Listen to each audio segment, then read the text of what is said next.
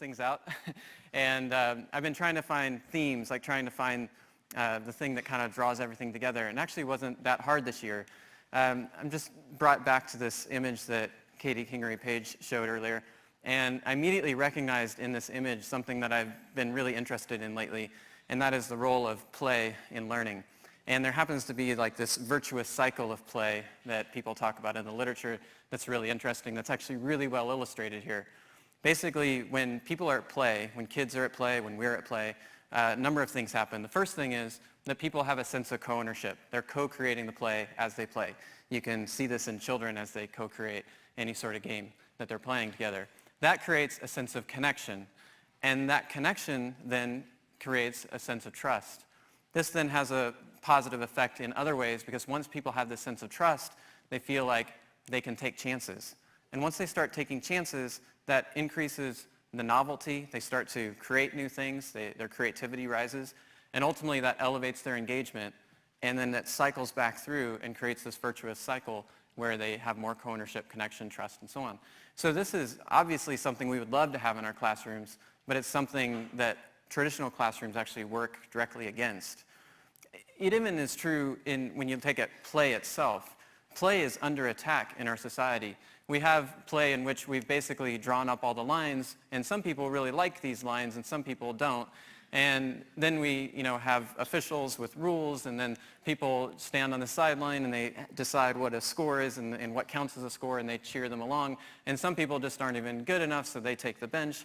And this is the formalization of play. This is not free play. This is not the virtuous cycle form of play. This is a very different kind of play. And it's no wonder then that when the students come into our rooms, they're actually, the questions that immediately come to their mind are questions about score. How do you keep the score here? What are the rules? What are the guidelines? What do I need to do? This is not opening up to that intrinsic motivation that Ashley talked about in the beginning. This is my son, and this is a great illustration of what learning is really all about. This is him learning how to go downstairs. I have 59 of these, and I'm going to make you watch them all. All right, I'll stop there. Just a couple more. He's starting to get it. This is filmed over several months. He smiles every time. He gets laughs, he gets back up, and there you go. This is this beautiful illustration of what real learning is like, right? And somehow we don't allow this in our classrooms. We create the lines and these categories. And these have certain effects, and they're really quite bad on everybody. It may look like the people over here in the A's are quite happy, but they can become very complacent. You know this at the end of the semester. They start calculating, like, how many points do I need to hold my A, and if it's not many, they might just coast. And so it's not really diving into that intrinsic motivation and getting them interested. And of course, we've totally disenfranchised the D's and the F's for really no good reason. Sometimes they can have remarkable potential that we're not seeing. So what I want to do here is propose kind of a different model. We've got the fancy music to close this out now. And the different model looks like this. Like, imagine organizing your course as if, like, there's a bunch of people on the bottom of this mountain, and at the top you've got something worth it, and you make them feel that it's worth it. So at the very beginning there's buy-in, there's co-ownership, the sense of connection, and they start climbing this mountain, and you've scaffolded it so that they can see that they can make it. They have these platforms they can make it up to. So, people start climbing, and a lot of them make it quite quickly up to that first platform, but some people need some help. So I only give one grade in this regard. I give A's and not yets. And those folks get not yets. And then you say, okay, everybody, let's help these people up. And it's amazing what happens at this point. People start reaching out, helping each other, and everybody makes it to that first platform. And then you frame the next piece. And by the next piece, people are starting to hit their stride. They're starting to realize we can work together. This is that connection and trust that's building. And they make it to that next platform. Then things get really hard. This is the moment where we're at right now in this semester.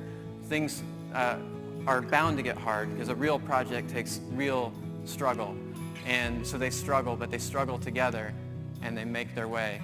And at this point, you start to feel this momentum, and it's just something, just a real joy that I've shared not only with Jordan and Kinsey last year with the project they did that you just saw, but so many other students.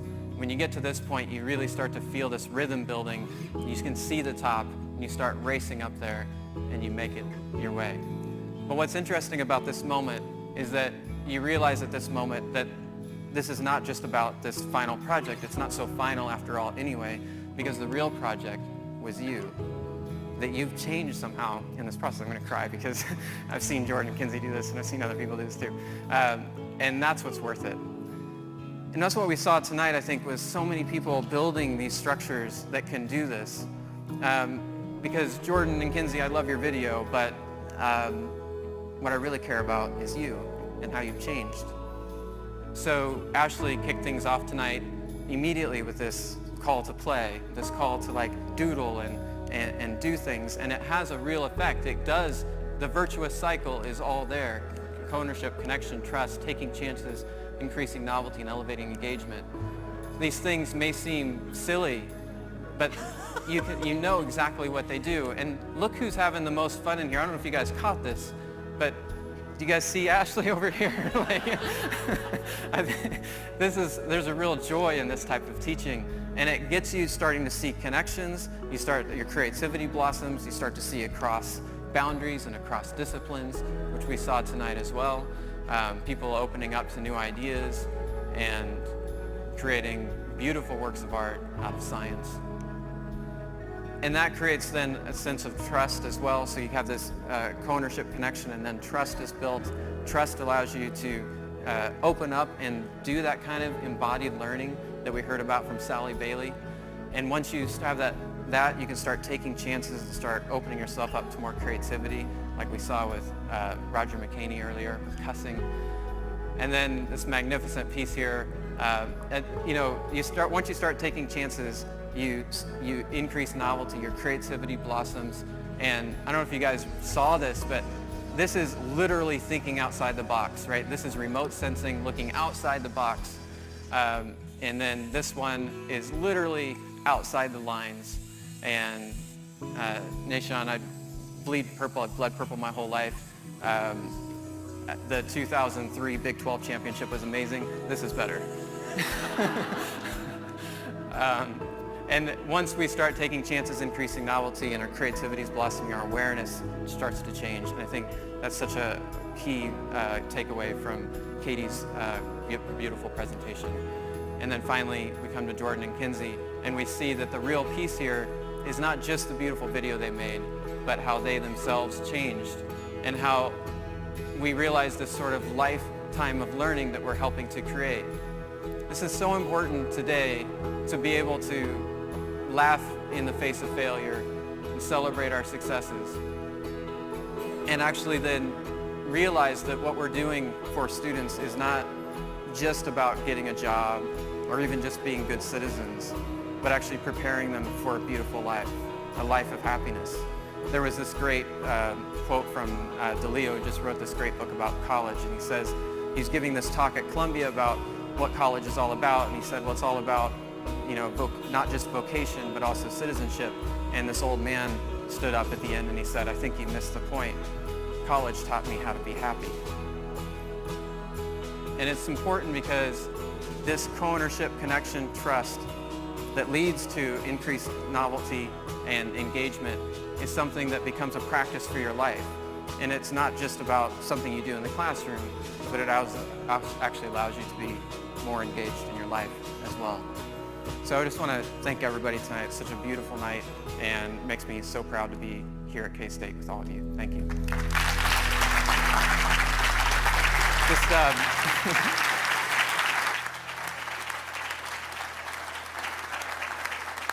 Quickly follow up. This is what Jordan and Kinsey did after this video, after they did the video.